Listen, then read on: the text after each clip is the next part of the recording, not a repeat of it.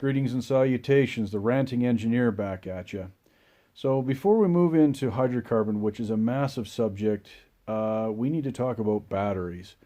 Been talking about a lot about electricities and how there's a move to renewables or the green movement and everything else. When it comes to electric vehicles, you need batteries. You've probably seen enough of my episodes to realize this rant is they are not green. They're not even close. People think, oh, they're a battery. They're rechargeable. We're using electricity. It's more green. So no, they're not. The truth of the matter is when you look at the total energy envelope of a rechargeable battery, these are the ones we'll use in cars. They use a lot of specialized metals. The biggest ones you see in the media is lithium. The lithium itself is actually the electrolyte in between. I don't know if, again, high school chemistry, don't want to bore you with batteries, but it takes a lot of energy to make a battery. So some of the main components in the new batteries used for cars like the Tesla is you've got graphite. Graphite is, a lot of it from what I've been reading comes out of China. So remember my rant about photoelectric cells coming out of China and the mines there are not environmentally friendly? Well, from the reports I'm reading, they've been shutting down mines because their environmental record sucks. So while over here in Canada we're like, woohoo, this looks like a really green energy, it's happening in somebody else's backyard. And this is the part you need to understand. Is the energy that goes in the batteries upstream of when you just pick it up magically in your car is horrendous. So you've got to spend all that energy mining these specialized metals. So lithium mostly comes from South America. It's like Argentina, Brazil, and Chile, I believe, are the three biggest. If memory serves me correct. We've got cobalt. There's, buddy was telling me about, there's a metal that comes out of the Congo. Anyways, the point is these are all these specialty metals. You got vanadium, you got a few other things. So it needs to be mined, it needs to be reformed. You need energy to turn this stuff into a metal that can be used inside of a battery. They're using a ton of lithium for their electrolytes. So even before it gets into a car, it's not a green energy whatsoever. All this energy goes into it. Now you've got to recharge these batteries. There's only a certain amount of life. Now each generation gets better and better, but they do deteriorate over time and they have to be replaced. Now, right now, we don't have infinite stores of lithium and cobalt and all this other stuff. So at some point, we're going to run into problems with that. You also know from my previous rants that the electrical energy that feeds these things, hydroelectric, coal-fired, wind turbines, they all have their problems. They're not all green.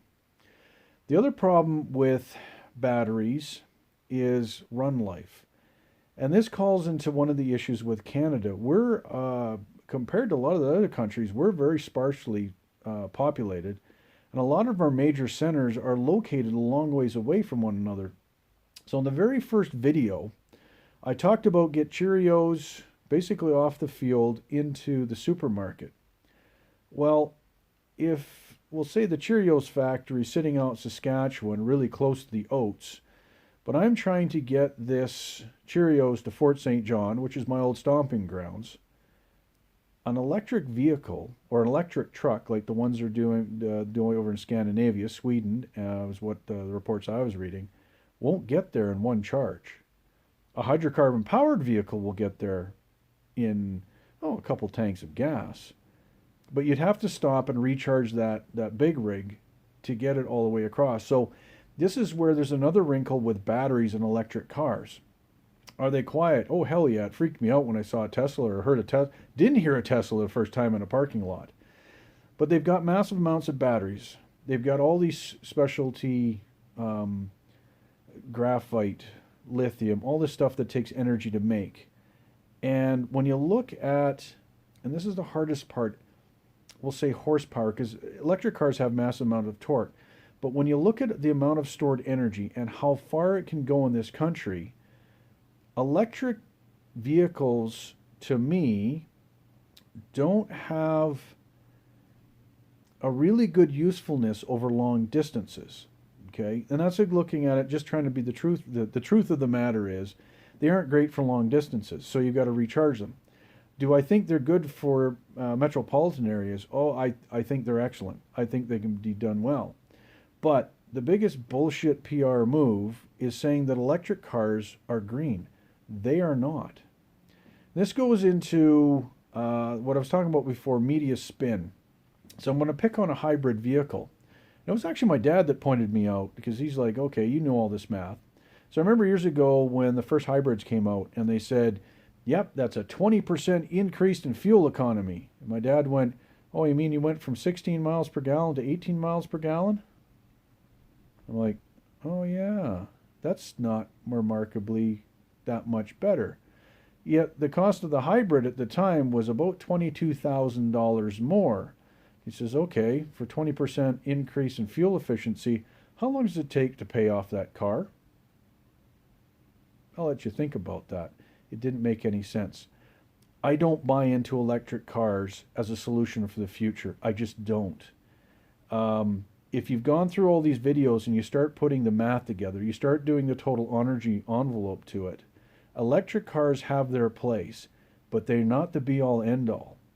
And so after I get through these videos, so I've kind of done electricity, I'm getting to hydrocarbon. Where is this going? This is going to that we have shades of brown. There's no green energy whatsoever.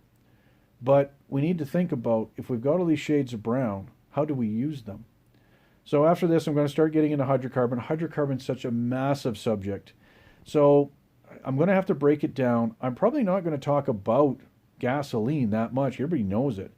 I'm going to start talking about some of the truths around hydrocarbon, like transport, refining, tailings out of oil sands. So here we go. Hydrocarbons next. Have a good one. Bye.